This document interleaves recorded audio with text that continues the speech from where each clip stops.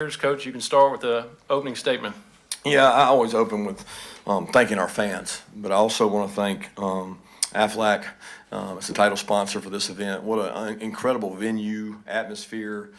Anytime you play in Atlanta in this facility, and it's part of a title sponsor game where you're playing another, top 15, top 20 matchup, to me it feels like a playoff game, and it's a great way to try to assess where you are as a team.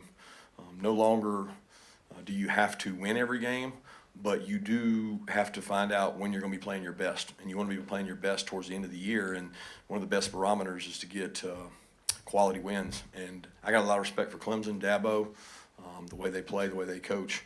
But this event's special to me, and every chance we get to play in it, we want to play in it. So Gary Stoken and his staff do a tremendous job, and so has Aflac. Go ahead. We got mic holders on either side. Okay. Mic holders, raise your hands, please.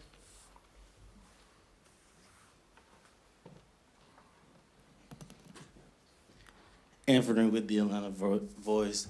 Coach, Malachi Starks, a few years ago as a freshman in this game, he made a big interception. Made another huge interception in this game today, and then freshman KJ Bolden, he's a freshman, had a pretty good game. What do you attest the credit to Starks' growth in this game and being able to put freshmen in games like this and they have a great performance?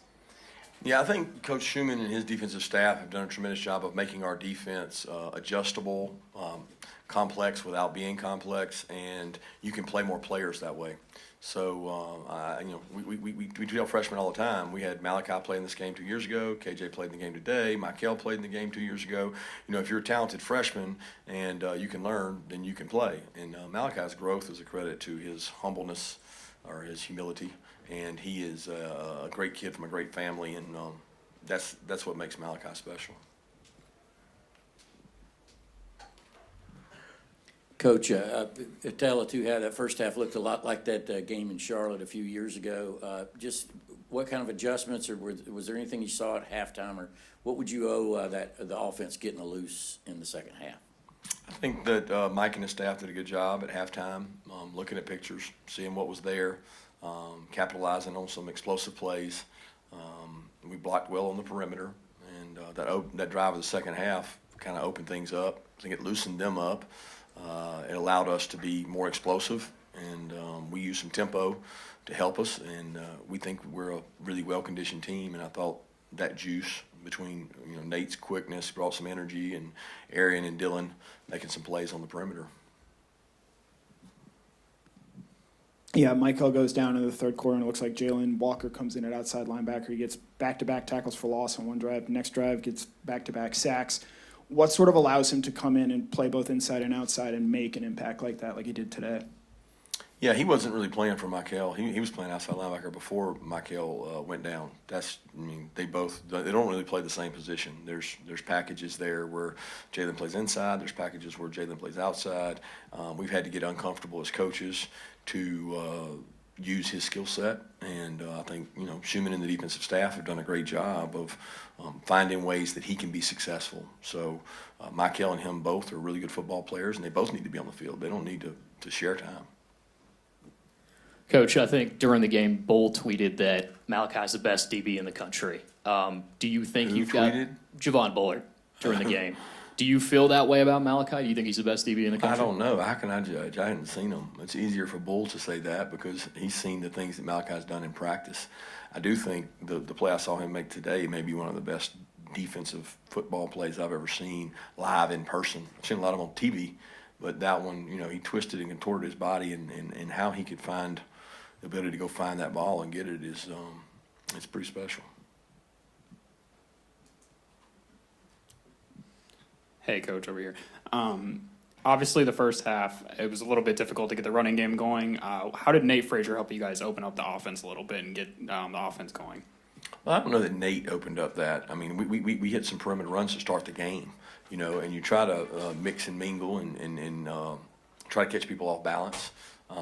We thought that we could run it a little better inside than we did. They have some big defensive linemen. They're big on their edges. They're big up the middle. They're going to give people problems defensively. I have a lot of respect for them. I think Nate brought a little juice and a little energy there, as Cash did too, and Branson. Branson hasn't played football in a year, so Branson's going to be fine. He's a really good back, and we're going to continue to get better and look forward to using all those guys' skill sets. We've got a really good dynamic in that running back room in terms of the players we have.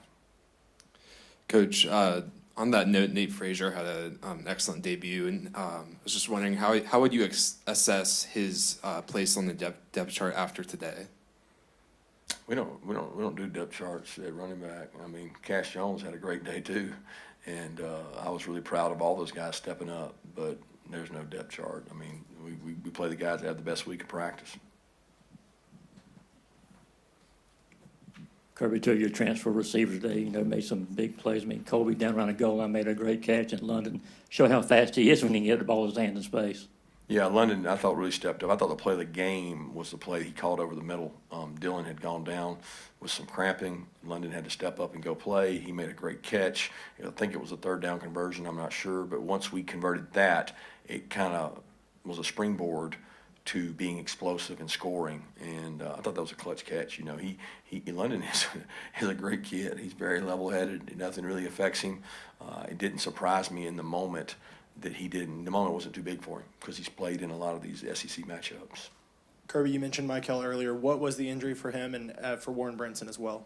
Both, one's an ankle, and Warren's was more of a contusion of some kind. I'm not sure. I don't want to say high ankle, but it was above the ankle. It was more calf in there where he got stepped on, he felt like. And Michael's x-rays, they looked good, but I've seen that before. So we got to go check it when we get home and see. Coach, obviously Etienne didn't play. Was that a suspension, and is it over now? Will it carry into next week? We don't talk about those things, Chip. It's a good try though. I'm focused on how our guys played today, and that's the focus and energy I'm putting it towards. I appreciate your question.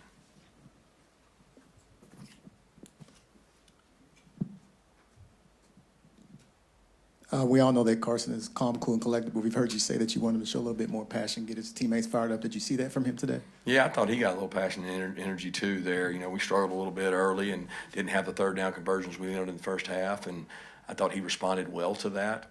He came in, sat down on the iPad, and he told me when we came out the second half, he said, "We're going to go down and score, Coach." And sure enough, we did. And I thought he really handled that well. And look, that was a good defense, guys. Y'all can say what you want. That's a really high-quality defense.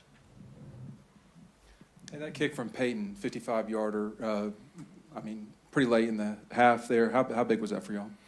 Yeah, it was big at the time, but it just, you can't play these games in 3-3-3-3. You got to score touchdowns. And that probably was a little out of my comfort zone, but it looked to me like he had some room to spare on it, And what was it? Was it 50 what? 55, yeah, I didn't even realize. I knew that when we went to kick it, it was out of the zone that I really wanted to, but I didn't have a lot of options there. And we were playing field position, and I've seen him make them. So indoors, I think it makes it more significant. Yeah, Coach, I believe Carson Beck extended some plays with his legs there, a couple third down conversions. Just talk to that growth in the area of his game using his legs. Yeah, tremendous.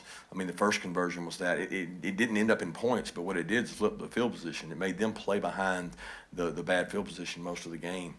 He has the ability to do that, and I tell people all the time, they don't know the athlete he is, and it's not the speed, it's the body control, decision-making. He can hurt you when you go out there and match everything, and then he takes off on you. He's got really good pocket presence, and he made some plays with his feet. Yeah, with Warren going out, Jordan Hall, Xavier McLeod not out there. What did you see out of Christian Miller and Nas Stackhouse today in the middle of your defensive line? Just tough guys, man. I can't say how they played. I didn't watch it specifically, but to play the plays they played, the number of snaps, the volume they've taken, they have been extremely durable and extremely tough. Trey's done a great job of bringing the young players along in that room, and we're getting a blessing in some ways of getting all these young guys ready while we're trying to get healthy, and that could really pay dividends late in the year if we get everybody back. Hi, Coach. Some of the talk surrounding Clemson has been that they have not been utilizing the transfer portal as much as some other teams have. Can you talk about how the transfer portal guys have affected your roster and how they've affected the way that you guys play this year? Yeah, that's that's hard for me to speak on. I'm not judgment of someone else. I guess you're not asking me to judge their program. You're saying how the transfer guys have helped our program. We're very selective in the transfer department. We take a tight end out of Stanford who's played in a similar offense, 2 tight end sets. We take a wideout who we play against and can run, and we need wideouts because we lost guys at wideout. We take Colby, who's a high-quality kid. I mean, we talk to these kids, we visit with these kids, and if I want my team to stay my team. I've always said that. If you could give me every kid I sign, they stay at my program for 4 years and they can't leave, I would take that every day of the week. But if we're going to lose kids, we've got to replace them with high-quality kids that are character kids that are looking to have an opportunity to win a championship. That want to go somewhere and play, because otherwise you can't survive in the SEC without the depth you need. So it's a forced situation. You have to use it. So we use it selectively because we actually like signing high school players that can develop, and the guys that you see in our program most of the time are that. Yeah, Coach, I think I saw you guys play 7 offensive linemen today, Micah and Monroe getting in the mix. What does that say about the depth of your program, and what kind of a benefit, I guess, does that provide to you? Well, we want to play a lot of linemen all the time. I mean, Carson works with those guys all the time. We like to play 8 or 9. I think to get through the year, you're going to have to do that. We're thinner than we've ever been. We've played 7, 8 guys. We've always played 3 tackles, and we'll continue to do that if they're playing winning football. Coming out of halftime, you guys scored on the opening drive. Clemson comes back down. They're threatening to score. Your defense holds them to a field goal. What did you like from that series from your defense, and how big was that in the moment? I thought we responded. I'm trying to remember that one. I think they got to a short yardage situation. We were able to stop them, knock them back, gave them a negative play. I thought the defense executed well in the red area, which is something we work on situationally a lot. Coach Schumann called some really good calls, and Jalon and those guys on defense executed them. Kirby, obviously you guys have new faces every year, but I know you guys have some traits, characteristics that you like to instill in your team. Did you see that when it's 6-0 and you guys take control in the second half like that? I didn't understand what you asked. In terms of some of the, the resiliency, not looking at the scoreboard, being able to, do what you guys practice to do? I was proud of the way the team played both halves. I mean, I really was. I mean, I think the narrative is out there. You're going to roll the ball out, and Georgia's just going to win. They're going to win because they have a G, and they're just going to roll over these teams. And football's not that way. That's a really good football team we just played. And the fact that we played and pushed through that is indicative of the things you're talking about. We built into our program. We said we had to out-physical them. I thought we did. We had to out-hustle them. I think we did. We'll watch the tape, and you got to out-discipline them. And those are 3 areas that we thought we had to win to beat Clemson, and our guys proved true in that.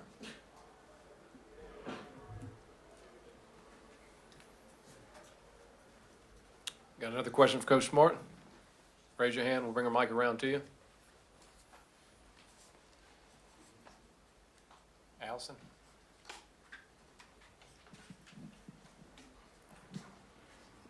Coach Smart, I know you said post-game that the interception from Malachi reminded you of Champ Bailey. Just what was it about it that reminded you of that, and just Malachi's performance today? Yeah, when Champ was a freshman wearing 42, people don't remember it. He would play middle field safety, and he had range that was unheard of. I mean, he could go from sideline to sideline, and he made some diving plays and extended his body.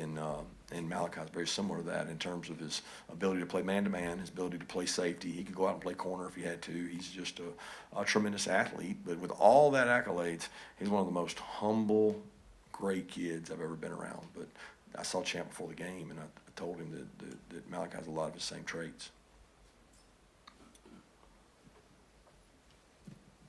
Got a question in the back. Kirby, the past couple off seasons, there were some incidents, and from the outside, there were questions about the culture of Georgia football. On the inside, how would you describe the health of the culture of Georgia football right now? Awesome. I wish you could talk to our players. Wish you could live in there and see our guys day to day and see Thomas Settles and Bryant Gant and all the people that stand up in front of our team and talk about connection and share their experiences. And, I mean, there's two of them sitting right there. You can ask them. They'll tell you. What you know in the inside is a lot more than what people can paint pictures to be outside. And people use it in negative recruiting, and they throw it out there, and it comes back to bite them too. Coach, right here. You guys won 40 consecutive games in the regular season. That means you got to be a very focused program. What do you think the secret is for you keeping these players focused, no matter, players come and go, but that focus seems to be pretty consistent? I think it's a process. Like, we believe in what we do. Like, the leaders on our team that I meet with, they believe in it. They sell it. They push it to the younger players. I think somebody said the other day we had 38 or 42. My advisor brought to me, we had 42 or 38. I can't remember what it was. I had to sign something saying they were all eligible and they were all new. We had 38 or 42 new people, new. And when you turn over that much, you better have a nucleus around them that can keep them grounded. And that's what we've been able to, sustain at Georgia, is we're not going to change what we do based on who we play. We're going to do what we do. We're going to try to out-execute you and just do it the right way. And I think a lot of people, that's hard to do. I think it's hard to do it the hard way all the time because everybody wants to find an easier way. And it's no easy way to win these games. They're all hard. Coach, over here on that fade route to Colby Young, it looked like Beck and Young had been playing together for years. So how have they been able to build that connection so quickly? Yeah, it's been tough because Colby hasn't actually practiced a full practice week. He was very selective. We had him, where he was not taking a full load of reps. They had a really good connection early in camp, and then when his hamstring occurred, they lost some of that rhythm. And I think, we've got to get more out of Colby. Colby's a really good player, and we need him to step up if we're going to go where we need to go.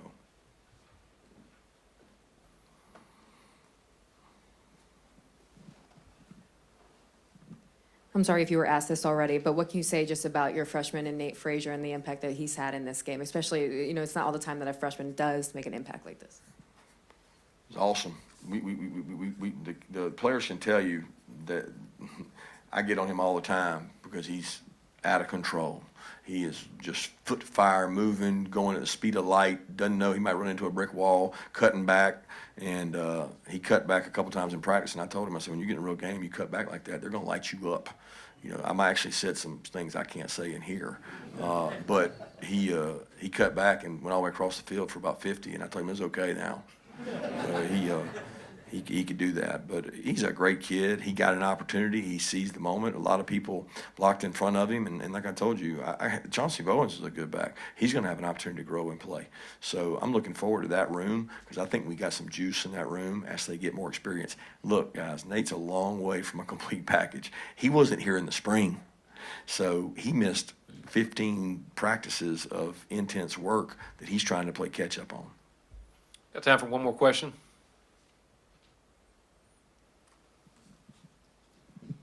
Yeah, Jonell, I think banged up going to this football game. You talk a lot about Malachi, and you said he's your best corner, could be your best corner.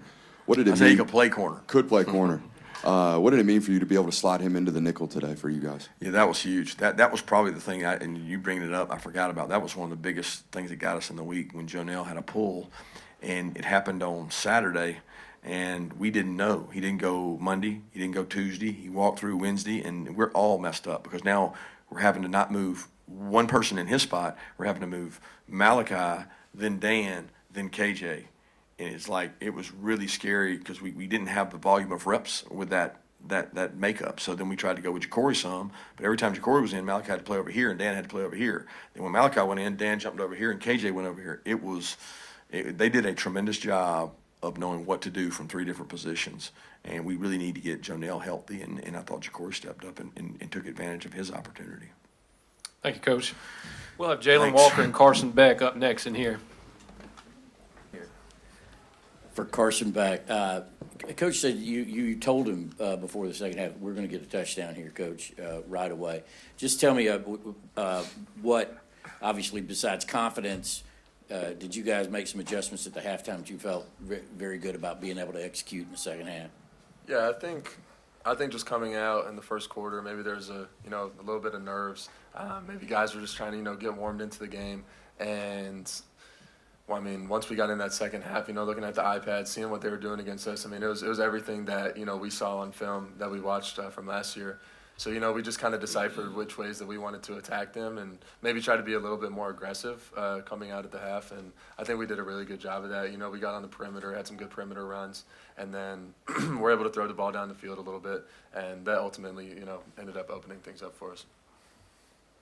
Yeah, this question's for Jalon. Back-to-back tackles for loss in the third quarter, and then you get 2 sacks on the next drive. What allows you to make plays like that at both outside linebacker and inside linebacker on this defense? Just honing in my preparation throughout the week. Like Coach Smart was saying, we do have various packages where I'm at inside backer, and then there's packages where I'm at outside backer. I feel like I had a great week to practice doing that, keying in on those details of what I really need to do, and I felt those they paid off today.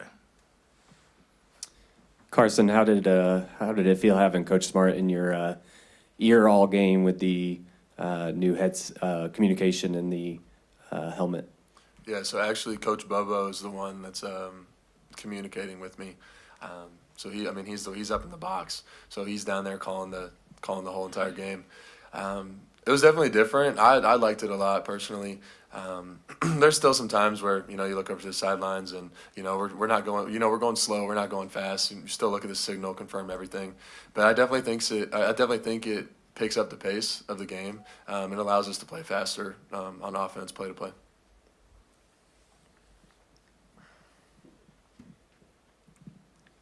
This is for both of you with kind of 2 different perspectives. Just what was your reaction, and if you did see Malachi Stark's interception? Man, let me tell you about that. So I'm on the field, and I'm just, covering my guy, and then I see Cade throw the ball, and I'm like, okay, this is a 50-50 ball with Malachi and the receiver. And I looked, and I seen him twist and catch that ball, and I just took off in a sprint. That's probably like my fastest GPS time I probably had in the game. That was insane. That was an incredible catch, and me and Malachi had a moment before then, and we told each other. I said he's gonna get one, and I told him I'm gonna get one, and we did. So I'm appreciating. And I'm proud of him. Much love. Yeah, I didn't see it live. I was over there watching the last drive. And I just hear the whole stadium go crazy. So I'm like, well, someone did something, crazy. So, and I see Malachi jump up. I'm like, oh, he definitely just did something crazy. So I'm running out there on the field, and I'm looking up at I don't even know what you call it. Yeah, the jumbotron, the circle at the top. And I'm looking up at it, and Tate's right next to me. He's looking up at it too. And he jumps up, he catches it. And me and Tate look right at each other, lock eyes. We're like, oh my gosh, it's crazy what he's able to do. He's very talented. So I'm very proud of him. Was it better than his interception against Oregon? I say so. Yeah, it's crazy. Emily? Carson, at the beginning of the week, you were asked what you remember most about the last time you guys played each other. And you said it was 10-3 and that the defenses played really well. There is a similarity, even though these teams are very different now, the fact that your defense didn't allow any touchdowns today. So only 3 points. Again, I love your smile. What can you say about how they played today? Yeah, well, I have to play against our defense every single day, and I don't enjoy it very much either. So, I mean, they're phenomenal. The things that they're able to do, and the multitude of defense that they're able to play. I mean, that's a credit to their intelligence on the defensive side of the ball. And then not only that, but going out there and executing the plan, and Coach Schumann calling the plays, and the players actually going out there and doing it and performing. Like I said, I absolutely hate playing against our defense every day. But I think that's what makes our offense get better and better. But to watch them go out there, it makes our job a little bit easier. We have good field position, and we're really not too worried about the other team scoring. Carson, 2 of your transfer receivers made some big touchdown catches for you today. What's it been like working with those guys, fall camp, and just the contributions today? Yeah, absolutely. I think that wide receiver room has so much depth, and I've been saying this, but everyone wants to say that guys left and there's no talent in there, but there's so much talent, and we have so much confidence in every single guy that goes out there and steps out there on the field. From you look back to spring ball, to summer, to fall camp, all the countless reps. I mean, we do a lot, and I mean, really, there's a lot of accumulated reps with those guys and a lot of confidence that I have in them. So for them to come out, first game and be able to make some plays, that instills more confidence for me into them. And obviously, it's a good moment for them. So super proud of them. Let's go to Mark Weiser and then Connor Riley up here. Carson, you talked this offseason about kind of your motivation to come back to Georgia after the last game you played here. Wondering what it was like to walk off the field with a big win for Georgia today, and do you think that you saw things from this team that thinks you might be able to come back here a couple more times? Yeah, no, definitely a different feeling walking off the field this time compared to the last time we were in the stadium. I mean, I'm just super proud of this team. I think the preparation that went into this game, you could see we started last Thursday prep for Clemson. You could see the sense of urgency pick up. You could see the attention to detail of guys, locked in, focused on the plan and what they needed to do, and just flying around during practice. And we had some really good practices leading up to that. So I think for us, if we can just be consistent in that and each week have that same exact approach, then, we'll have the success that we need to have to get back here. Yeah, the first third down conversion you had to London, where it's 3rd and 10. You guys are up in the third quarter, 13-3, I think. Could you just walk me through what you saw on that play and firing that pass in there? Yeah. So they played a very similar coverage on a couple third downs in the game. So Coach Bubba went to a play that he's on an in-breaking route. He did a great job of breaking the corner off, coming back negative underneath the linebacker, which, that first and foremost, I have to have a lot of trust in him that he's going to run the route right, that he's going to win. It's where I can let it go on time, and that comes with reps and continuously, doing it over and over again. But, no, I think that was a huge play for us in the game and really catapulted us as an offense, especially a 3rd and long. It definitely changes the momentum. Terrence? Yeah, this is for both players. To win 40 straight regular season games, that means you guys have got to be very focused. You've had a lot of different situations, but the results has been the same. For each of you guys, what do you attribute that to? Why you guys have been able to kind of just keep that focus? Our culture being our culture, what they instill in us at the University of Georgia, being moment-led, doing moment by moment. We focus on each game individually. Like we don't skip ahead in the season. We don't backtrack. We don't do anything. We be where our feet is planted. And I feel like we do a great job of keeping that the main thing. And, next week we go into our next game, and we'll do so again for that game. Let's go toward the back right here. And then Carson, what do you think of Nate Frazier's performance today? Obviously, a big game from him. Yeah, I think he did a great job. I think it's a super cool opportunity for him. Obviously, he came here in the summer, so he's only been in Athens for 2-3 months, which is crazy to me. But we have a lot of confidence in him. We were able to see what he could do in practice, and obviously he translated that to the game, and that's usually how it works. That running back room had a huge day. Him, Cash is someone that you haven't seen much of in the past that really stepped up for us today as well. So those guys being able to step into their roles, I'm excited to see what they're able to do as the season goes on. time for just a couple more. Let's go to Brooks Austin. Yeah, Carson, you talk about Nate right there next to you. With having a young player that hasn't been there very long next to you, what was the communication like between you and him pretty much all day, I would imagine? Yeah, there was a couple guys that were out there for the first time starting, or you could say starting, not starting, but there's a couple guys out there playing for the first time in a Georgia uniform. So for me, being a starter last year, coming back, it being my second year, just communicating to those guys, like, lean on me. Like, if there's an issue, a problem out on the field, if you don't know something, if you need help, like, come to me. I have confidence in understanding our game plan, what we need to do. So I'm going to handle what I need to handle, and that's going to get done. But if you need help, like, come to me. I can manage that. And I think that's something that I've really been trying to do as, I've stepped into my second year. Okay, thank you, everyone, and happy Labor Day. Thank you.